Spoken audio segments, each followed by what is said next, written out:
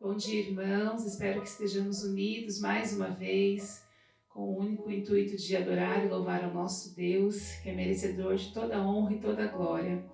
Nós temos ouvido muitas coisas, notícias tristes que nos abalam, e diante disso, eu queria ler com vocês um texto de Romanos 8, 34 a 39. Paulo escreveu, e parece que ele estava escrevendo aqui na nossa situação de hoje, essa pandemia, uma situação tão triste que o Brasil se encontra aí no centro dessa doença toda. E nós vamos ler o que ele falou assim: portanto, que poderemos dizer diante dessas coisas? Se Deus é por nós, quem será contra nós? Aquele que não poupou nem o próprio filho, mas pelo contrário, o entregou por todos nós, como não nos dará também ele todas as coisas?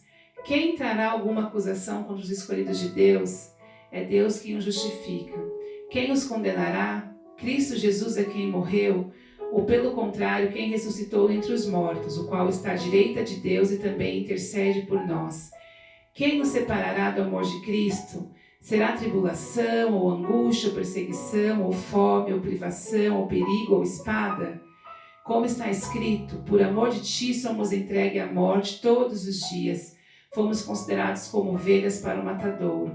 Mas em todas essas coisas somos mais que vencedores, por meio daquele que nos amou.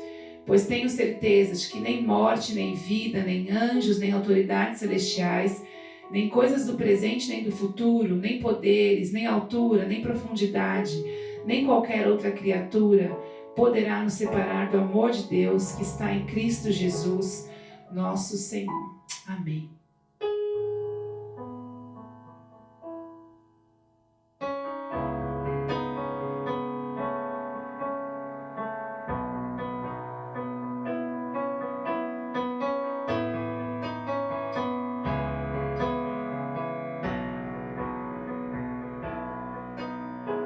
Nada nos separará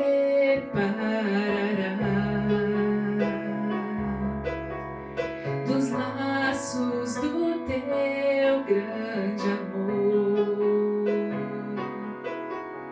De longe ouvimos o amor que chama, paixão profunda, bondade e graça se derramando. É tão profundo, tão imenso e cobre-nos. É furioso, poderoso, abraça-nos. Só Ele pode devolver a vida aos corações. É tão profundo, tão imenso e cobre-nos. É furioso, poderoso e abraça-nos. Só Ele pode devolver a vida aos corações. O Pai que seu Filho nos deu, o Filho que por todos morreu, em nós derrama amor e graça e nos convida à sua mesa, nos alcançando. É tão profundo, tão imenso e cobre-nos.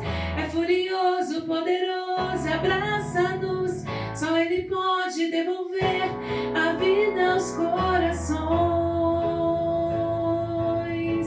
É tão profundo, tão imenso e cobre-nos. É furioso, poderoso, abraça-nos.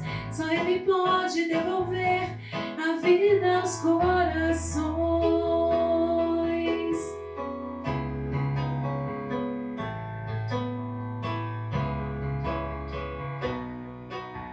Só Ele vai devolver as nossas vidas, a nossa alegria, aos nossos corações. Nada, nada nos separará.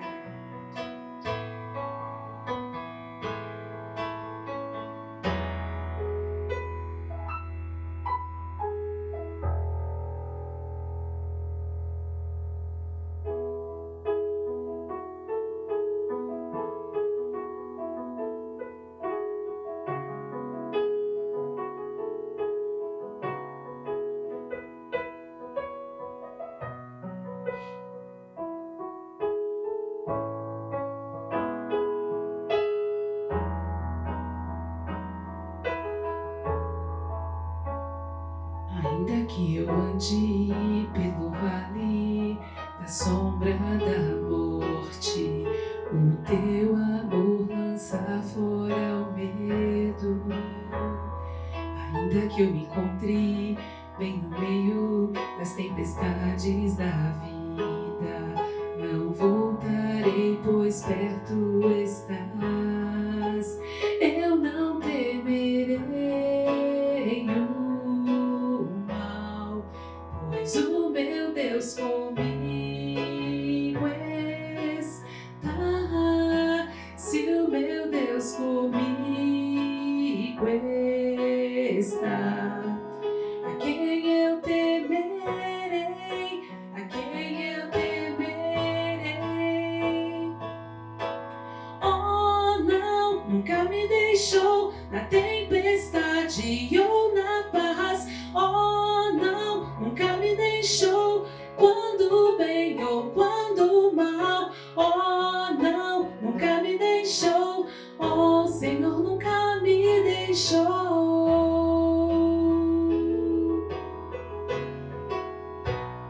Eu posso ver a luz que está vindo ao coração que espera, incomparável, gloriosa luz. E haverá um fim, mas até este dia viverei sabendo que estás aqui. Eu não temerei o mal, pois o meu Deus comigo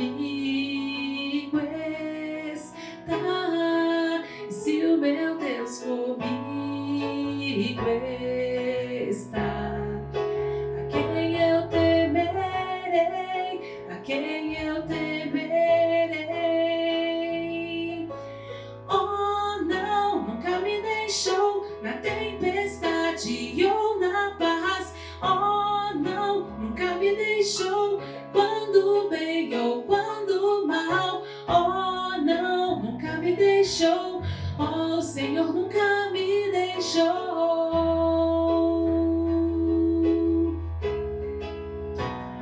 Eu posso ver a luz que está vindo ao coração que espera, e haverá um fim aos problemas, mas até esse dia chegar, te louvarei, te louvarei.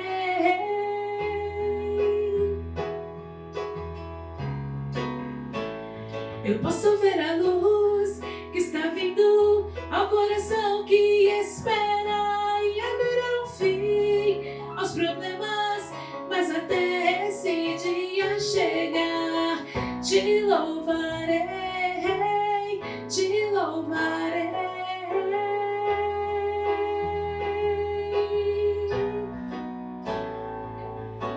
Oh, não, nunca me deixou na tempestade ou na paz. Oh, não, nunca me deixou quando bem ou quando mal. Oh, não, nunca me deixou. Oh, Senhor, nunca me deixou. Oh, Senhor, nunca me deixou.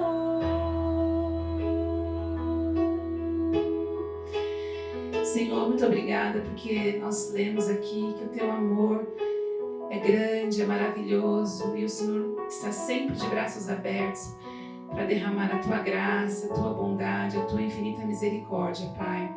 Que o Senhor possa nos trazer à memória aquilo que nos dá esperança. Quantos momentos nós já passamos em dificuldades, em tempestades, mas nós vimos que o Senhor nunca nos deixa, Pai. Quantos momentos também de alegria e de paz, nós sabemos que o Senhor está conosco nesse momento, que em qualquer oportunidade da nossa vida nós possamos reconhecer a Tua presença, a Tua bondade que é infinita e que está sempre conosco, Pai. Que nós não temamos o mal de forma alguma, porque nós sabemos que se Deus é conosco, ninguém será contra nós, Pai. Que nós possamos estar com um sentimento de vitória, de esperança renovada a cada dia, Pai. Obrigada, continue falando conosco agora através do pastor Reinaldo, pela sua palavra, e que nós possamos ser diferentes em todos os momentos que nós estivermos aqui e possamos anunciar a tua luz, a tua maravilhosa e gloriosa luz. Em nome de Jesus, amém.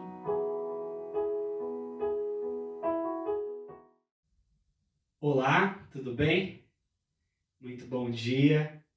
Com licença para entrar na sua casa, aí a partir da sua TV, do seu computador, do seu smartphone. Agora é o nosso momento de adorar a Deus com os nossos dízimos, com as nossas ofertas. E eu quero ler apenas um trecho bíblico bem curtinho, em 2 Coríntios, no capítulo 8, versículo 8, quando o apóstolo Paulo fala assim: não estou dando uma ordem, mas quero verificar a sinceridade do amor de vocês.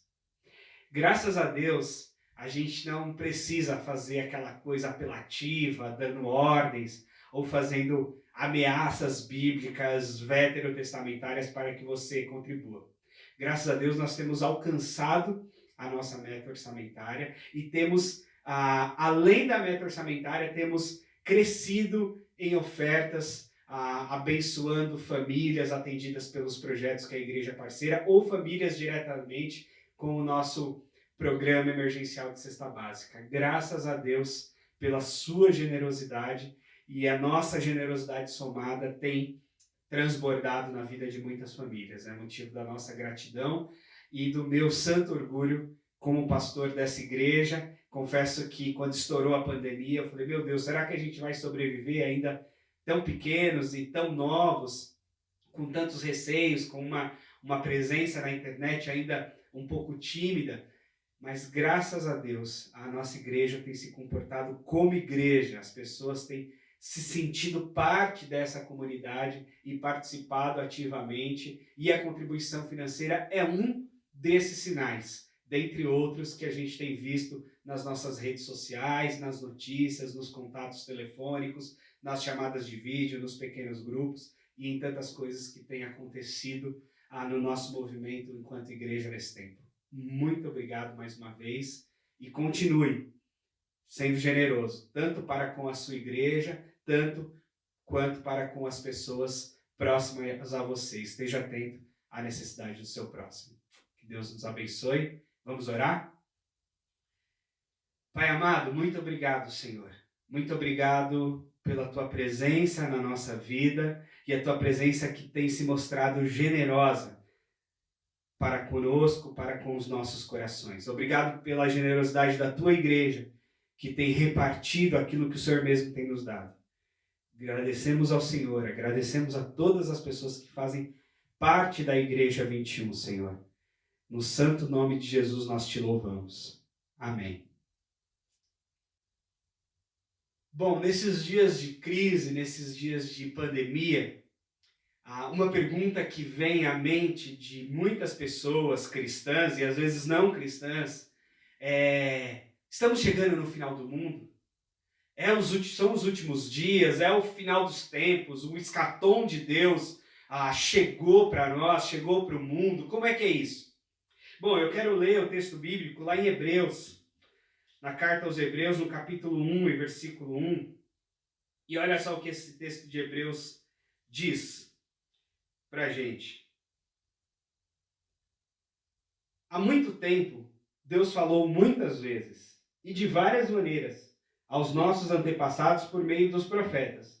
Mas nestes últimos dias, falou-nos por meio do Filho, a quem constituiu herdeiro de todas as coisas e por meio de quem fez o universo. O que esse texto está dizendo para a gente? Esse texto está dizendo que desde os dias de Jesus, ou seja, 2000 anos atrás, para Deus já são os últimos dias. A história do Cristo marca o início dos últimos dias. Quando João Batista está pregando a respeito da vinda do reino de Deus, ele está pregando: arrependam-se, creiam no Evangelho, o reino de Deus está próximo. Arrependam-se, abandonem os seus pecados, porque o reino está próximo. E quando Jesus chega, diz: o reino de Deus chegou. O reino de Deus chegou. O Espírito do Senhor está sobre mim, ele me ungiu para pregar liberdade aos cativos, para anunciar o ano aceitável do Senhor, para libertar os presos e pregar boas notícias aos pobres. O reino de Deus chegou a partir de Jesus Cristo. Agora, é evidente e importante a gente lembrar que nós esperamos uma segunda vinda de Cristo. Cristo inaugurou o reino de Deus, e o que o autor dos Hebreus está chamando de últimos dias, é exatamente o que estamos vivendo, e depois virá então o final, o julgamento final, a vinda do Cristo para buscar a sua igreja, a segunda vinda de Jesus, que nós chamamos na teologia de parousia. Bom, e quando vai ser isso? Nós não sabemos. Aliás, Jesus falou que nem os anjos sabem, somente o Pai sabe a respeito desse dia. Mas ele virá. E nós precisamos estar atentos a ele. Bom, e por que então que a gente fica aflito nesses dias, imaginando se está chegando o fim ou não está chegando o fim, ou quando é que chega esse fim? Nós não precisamos ter essa ansiedade, porque se nós estamos em Cristo, nada nos separa do amor dele. Nós estamos junto com Cristo e estaremos eternamente. Agora, é importante essa noção de fim para a gente elencar prioridades, para a gente considerar aquilo que de fato importa. E talvez a boa lição de uma crise como essa seja a gente perceber qual de fato é a prioridade das nossas vidas. O que de fato é mais importante a ser feito, porque no momento de crise, de pandemia que estamos vivendo, o que nos resta é isso, é eleger prioridade e focar nela. É eleger aquilo que é mais importante, aquilo que é vital e focar nisso. E é isso que nós devemos fazer. Bom, mas é verdade que também nós ficamos abalados. Nós ficamos tristes e não é para menos. Nós estamos ultrapassando o número de 20 mil mortos no Brasil.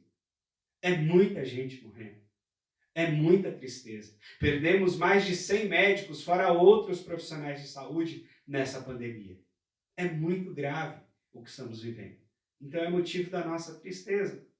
E talvez até motivo da nossa desesperança. Porque até mesmo para os mais otimistas, e eu era um cara que me considerava bastante otimista, a tristeza vem e o otimismo dá espaço ao pessimismo. Porque de repente a gente não vê horizonte breve de saída. A gente não vê muito boas notícias para que a gente possa colocar o nosso otimismo para fora novamente.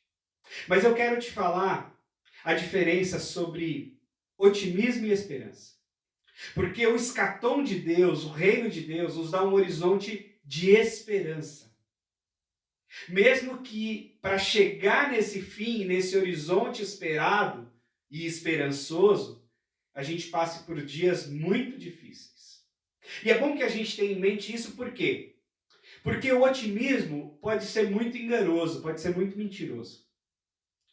E eu vou te dizer como é que ele é mentiroso. O otimismo, ele coloca a fé no horizonte externo, no horizonte visível, e acredita nele. Houve um momento em que a igreja cristã dominou quase todo o mundo habitado, especialmente o mundo ocidental. O Império Católico, Apostólico, Romano dominou. Todo mundo era cristão e até obrigado a ser cristão. As pessoas de outras religiões, na época da Inquisição, foram caçadas, foram julgadas, foram queimadas vivas às vezes, para que o império e o mundo de então fosse cristão. E apostava-se que esse mundo cristão seria um mundo melhor, o mundo da religião cristã.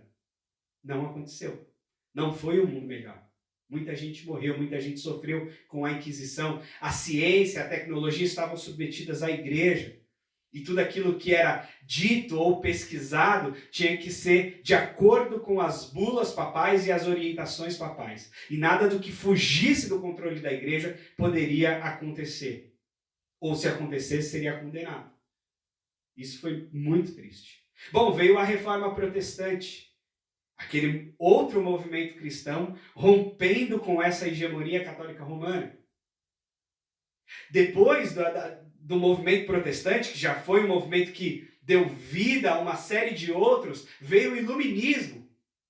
E com o iluminismo veio a ideia de que não, agora nós estamos mais sobre a tutela da igreja, agora nós temos ciência livre, agora nós vamos desenvolver, agora nós vamos crescer como humanidade. Inclusive, não precisamos mais da igreja, não precisamos mais de Deus, não precisamos mais de espiritualidade. O Nietzsche, o filósofo importante na modernidade, afirmou que Deus morreu. E ele estava querendo dizer que Deus morreu para a sociedade, Deus morreu para a história, porque agora não precisava mais de Deus. Agora se tinha ciência, se tinha tecnologia, tinha inteligência e capacidade humana para desenvolver uma série de coisas. E acreditou-se que com isso, inclusive, as religiões iriam acabar. Houveram filósofos, cientistas, dizendo que a religião tinha os dias contados. Porque o homem da ciência, o homem da tecnologia, o homem moderno não precisaria mais de Deus, nem da igreja, nem de nada disso. Ele precisaria de ciência apenas. E avançando nisso. Bom, para nossa surpresa, ou para a surpresa da humanidade, vieram duas grandes guerras. Primeira e Segunda Guerra Mundial. E a tecnologia foi muito usada para matar muita gente. E aí veio a desilusão. Será que a gente não precisa mesmo de Deus? Será que a gente não precisa mesmo de espiritualidade? Será que a gente não precisa mesmo de igreja? Será que a gente não precisa mesmo de religião? Será que nós avançamos tanto enquanto humanidade? E o que a gente fez com esse avanço? O que a gente fez com essa tecnologia? A gente fez guerra? A gente matou gente? É isso mesmo? E aí nascem os tempos pós-modernos, onde toda essa ideia científica começa a ser mais questionada. Onde não só ressurgem as religiões no cristianismo, com avivamentos e etc., como surgem novas religiões. Os movimentos de nova era, os esoterismos e outras religiões vão surgindo com cada vez mais influência cultural e social. E agora espiritualizar-se se tornou fundamental, se tornou importante. O homem da ciência e da tecnologia se deu conta que precisa também de espiritualidade. Eu lembro de um professor de filosofia de um amigo que era ateu e que questionava Deus a respeito de tudo, muito anti-igreja principalmente. E aí um belo dia, esse meu amigo viu na bolsa desse professor um cristal. E aí ele questionou o professor e o professor falou assim, não, mas os cristais me dão energias positivas e etc. Aí ele falou, poxa, Deus é uma grande bobagem. Essa construção a respeito de Deus de anos a fio é uma grande bobagem. E o seu cristal é uma coisa super científica, super importante. Entende? A gente vai pegando coisas para tentar sustentar esse nosso otimismo, esse nosso horizonte. E o otimismo também não é só científico, não é só tecnológico, não é só religioso. O otimismo, às vezes, se coloca na economia. Houve muita gente que falou, não, quando nós tivermos uma revolução socialista, aí sim a humanidade será extraordinária. Uma revolução socialista, nós teremos um mundo maravilhoso. Tivemos algumas revoluções socialistas e não foi bem assim. Outros dizem, não, quando nós tivermos um mundo plenamente capitalista, a gente vai produzir muito, a gente vai pôr dinheiro na mão de todo mundo vai ter grana à vontade, vai poder consumir o que quiser e esse consumo trará felicidade e ninguém mais vai fazer guerra com ninguém, porque afinal de contas todo mundo vai ter dinheiro, todo mundo vai ter oportunidade, todo mundo vai ter o que quer e vai consumir o que quer. Mentira. Nós vemos os capitalismos não colocar dinheiro na mão de todo mundo, muitas vezes explorar bastante o trabalhador e nem todo mundo tem as mesmas oportunidades. Nem todo mundo nasceu em bons berços. Então não deu certo. Aí a gente coloca o nosso otimismo na política, a gente fala, não, quando a gente tiver um sistema político menos corrupto, um sistema político mais funcional, vai dar certo. E aí mudam-se os políticos, mudam-se os partidos, propõe-se mudanças de sistemas e estilos de governo, e a gente começa a viver uma vergonha atrás da outra e fala, também não deu. E aí eu, otimista que sou, esses dias me peguei pensando, a humanidade deu errado mesmo. Não tem jeito. Não tem jeito. Bom, então, como é que a gente resolve isso? Eu quero dizer para vocês que a Bíblia não é otimista. É interessante, porque a Bíblia é esperançosa. A Bíblia nos dá um horizonte de esperança muito importante, mas não de otimismo. Contra o nosso otimismo, olha o que Paulo escreve para o seu discípulo Timóteo, no capítulo 3 da segunda carta. Ele diz assim: saiba disso, nos últimos dias sobreviverão tempos terríveis. Os homens serão egoístas, avarentos, presunçosos, arrogantes, blasfemos, desobedientes aos pais, ingratos, ímpios, sem amor pela família, irreconciliáveis, caluniadores, sem domínio próprio, cruéis, inimigos do bem, traidores, precipitados, soberbos, mais amantes dos prazeres do que amigos de Deus. Tendo aparência de piedade, mas negando o seu poder, afaste-se também deles. Uau! Paulo dizendo: Timóteo, eu estou morrendo, Paulo está preso aqui. Está há dias de morrer. Essa é a última carta que ele escreve. E ele está dizendo: você acha que os meus dias estão difíceis, Timóteo? Porque eu estou sofrendo perseguição, porque eu estou preso, porque o Império Romano está para cortar minha cabeça? Deixa eu dizer uma coisa. Os últimos dias serão piores. E ele está falando, e olha que coisa maluca, ele está falando para um jovem pastor, ele quer encorajar esse jovem pastor. É uma carta de encorajamento ao jovem pastor Timóteo a seguir liderando a igreja, servindo a igreja. Mas ele diz: virão dias muito difíceis. E por que eu estou dizendo que a Bíblia não é otimista? Porque a história bíblica caminha para um fim. E esse fim é a nossa esperança. Porque a história final é o Cristo glorioso, assentado em seu trono, governando sobre tudo e sobre todos. Esse é o final. Esse é o horizonte que nós temos descrito em Apocalipse, por exemplo. Mas até chegar lá, nós teremos muitas dificuldades. Teremos muito problema. E essa coisa de acreditar que essa humanidade está evoluindo, essa coisa de acreditar que a gente está ficando cada vez mais bonzinho, essa coisa de acreditar que o nosso desenvolvimento ético e moral está crescendo, deixa eu te dizer, não está. Infelizmente, não está. Crianças continuam sendo abusadas, pessoas continuam morando na rua, gente continua passando fome, governos continuam corruptos.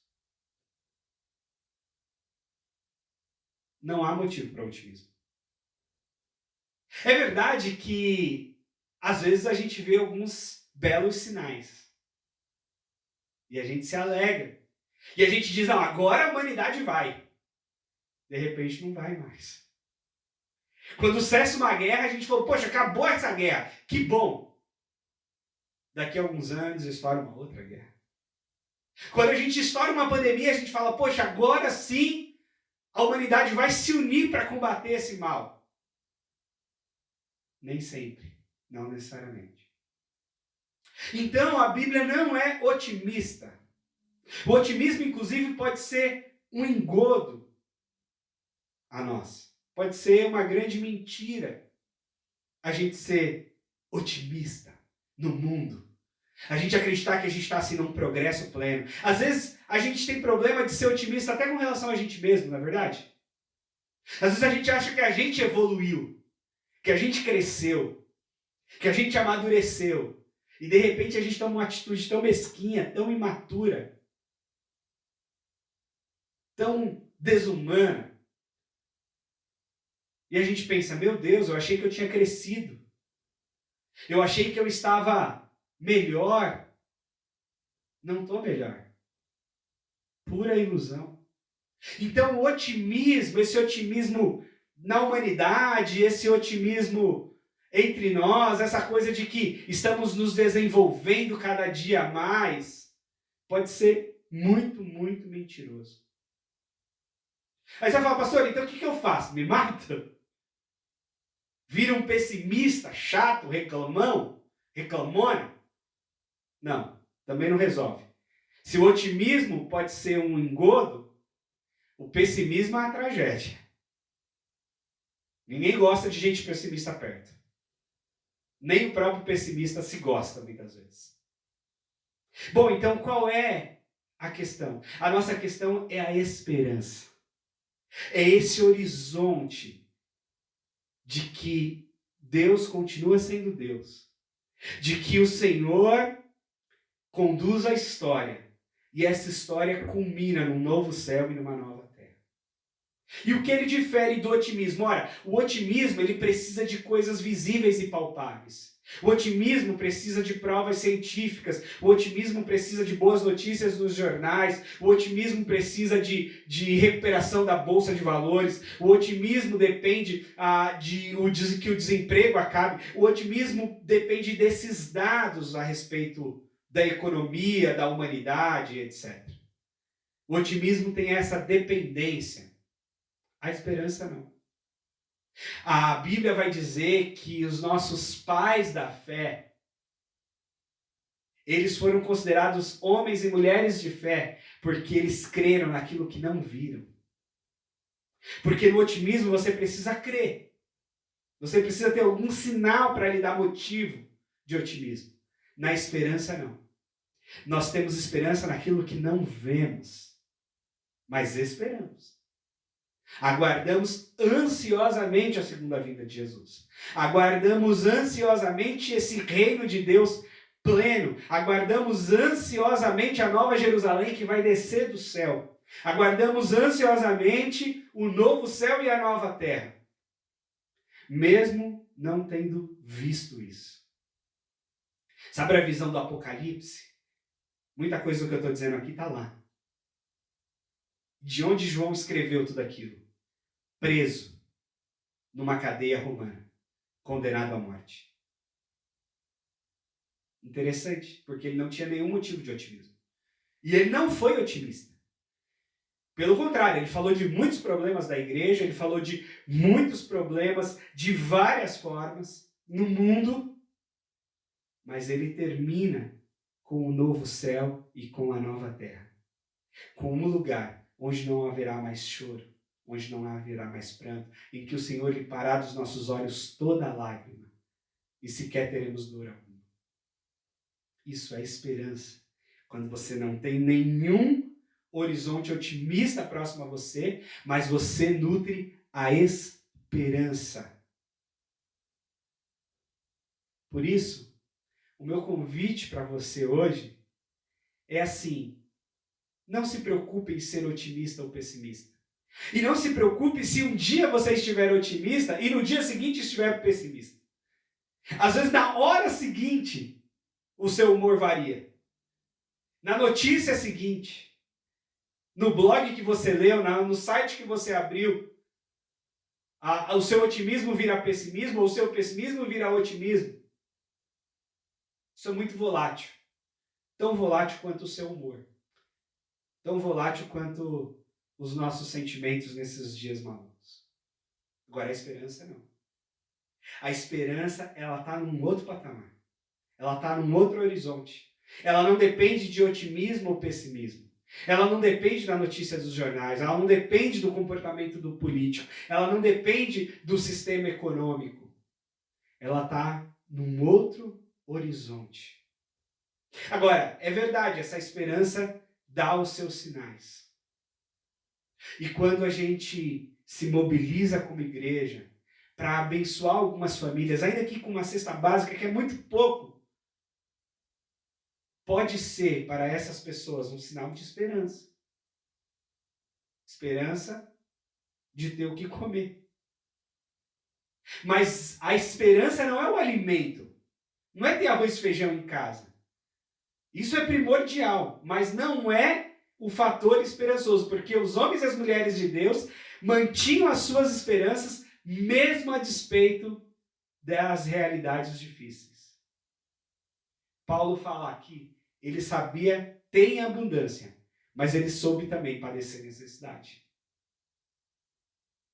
Mas ele disse, todas as coisas eu posso naquele que me fortalece. Entende o horizonte esperançoso do apóstolo? E o que a gente quer fazer? A gente quer sinalizar e abençoar pessoas com generosidade, oferecendo para ela um horizonte de esperança, não em nós, não na nossa doação, mas um horizonte esperançoso no Cristo que virá. É isso que nós esperamos. Porque se a gente ficar no otimismo e pessimismo, a gente se perde. Existe uma história bíblica bastante interessante lá no livro de 1 Reis, no capítulo 19, que é do profeta Elias. O profeta Elias foi um homem muito poderoso. Um homem de Deus extraordinário, um homem que sequer experimentou a morte. Tanto que ele andava com Deus que foi levado ao céu numa carruagem de fogo. E houve um momento que ele enfrentou os profetas de Baal. Se eu não me engano, 850, 900 profetas. E ele fez esse enfrentamento sozinho e derrotou esses profetas. E achou que com isso ele restauraria o reino de Israel, achou que com isso talvez o rei Acabe se convertesse, talvez com isso até Jezabel, sua esposa, se convertesse. Não deu certo. Quando ele derrotou os profetas, aí é que a ira do rei e da rainha se voltou contra ele. Aí que eles quiseram mais ainda matá-lo, a ponto de ele ir para uma caverna, se esconder e pedir a morte, porque ele falou, não tem mais jeito. O meu otimismo foi embora. Ele caiu numa depressão profunda. Aliás, essa história de Elias é um subsídio bíblico quando a gente pensa em depressão, pensamentos de morte. Porque foi isso que ele sofreu. E foi isso que ele teve. E aí o anjo aparece para ele, dá comida, dá bebida e fala, sai daí, sai da caverna. Anda mais um tanto. Você ainda tem uma última missão para cumprir. E aí ele vai seguir essa missão, vai ungir Eliseu como seu discípulo, como novo profeta no seu lugar, e mais adiante ele vai ser tomado e levado ao céu.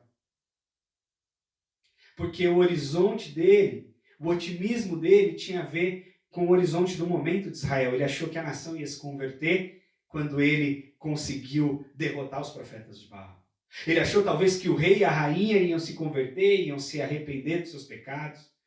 Como diz lá a 1 Crônica 7,14, se meu povo, que se chama pelo meu nome, se humilhar e orar e se converter dos seus maus caminhos, eis que eu ouvirei dos céus, perdoarei os seus pecados e sararei a sua terra. Esse versículo é lindo.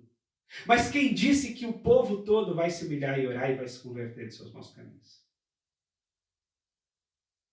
É bom a gente ter esse horizonte. É bom que a gente se converta dos nossos maus caminhos. É bom que a gente se humilhe e ore. Mas querer que o mundo faça isso, eu acho que é otimismo demais. Querer que o mundo se curve a Deus assim, numa boa, eu acho que é otimismo demais. E pode ser infantil demais pensar dessa forma. Agora, nós pensamos no horizonte da esperança. Da esperança desse novo céu, dessa nova terra. Da esperança desse Cristo que virá buscar a sua igreja. E enquanto a gente está aqui, a gente tem que fazer o que é mais importante. E que sinalize a nossa esperança. E que sinalize que Jesus Cristo é o Senhor da nossa vida, da nossa história e da nossa casa. E tudo que a gente faz tem a ver com este reino. E com a esperança que temos desse reino de Deus. Que não tem a ver com sistemas econômicos, que não tem a ver com sistemas políticos, que não tem a ver com a ciência em si, mas tem a ver com uma nova realidade de um céu que invade a terra. E enquanto a gente está aqui, a gente vive no horizonte dessa esperança. E Jürgen Moltmann vai dizer que só faz sentido uma teologia se ela é uma teologia da esperança. Só faz sentido a nossa fé se a nossa fé for de esperança. Não de otimismo, de esperança naquilo que virá. E o que a gente atravessa aqui, bom, vai nos deixar otimista em algum momento, pessimista em outros, e a gente vai caminhando. Mas sempre num horizonte esperançoso. E a quem a gente puder, a gente tem que compartilhar a razão e o motivo da nossa esperança. Jesus Cristo é o Senhor.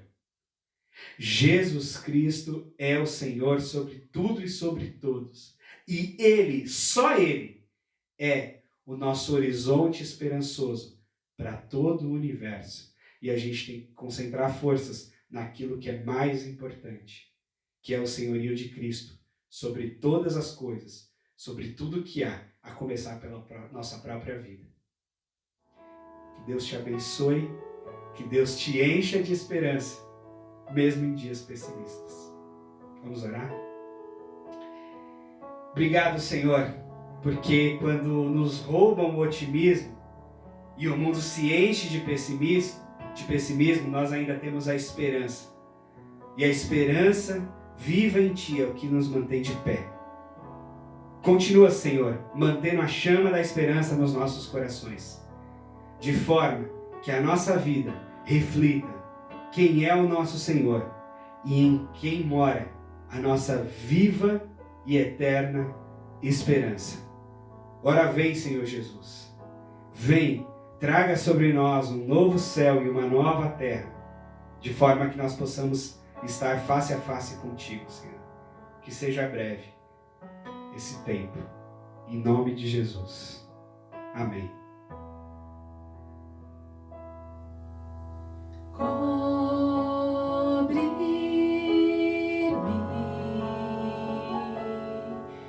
Com tuas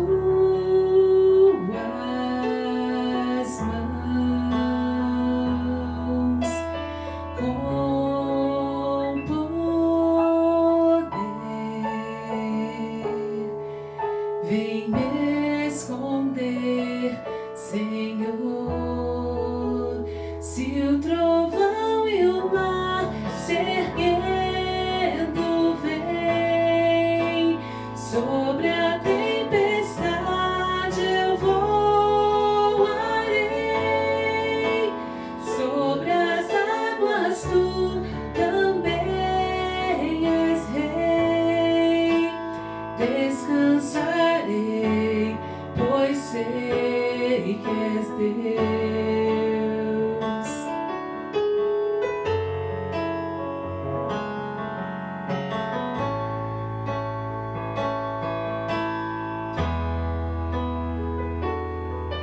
Minha alma está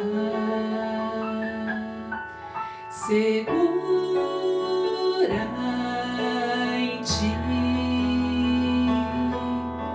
Sabes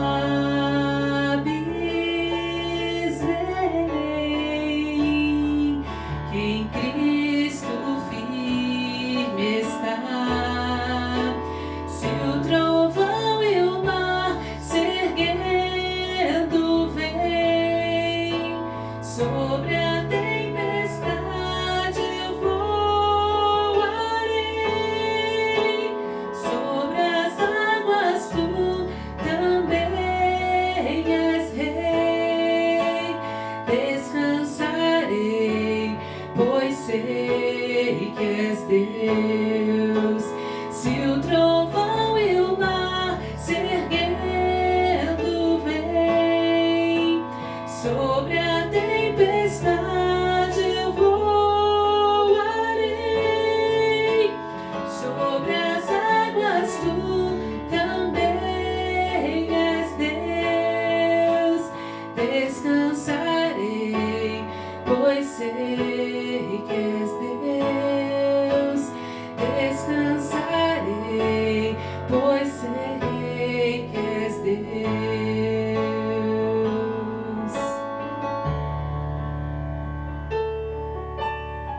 Que todos tenhamos uma boa semana, que possamos descansar nesse nosso Deus que nos ama e cuida de nós. Um grande abraço e que Deus nos abençoe.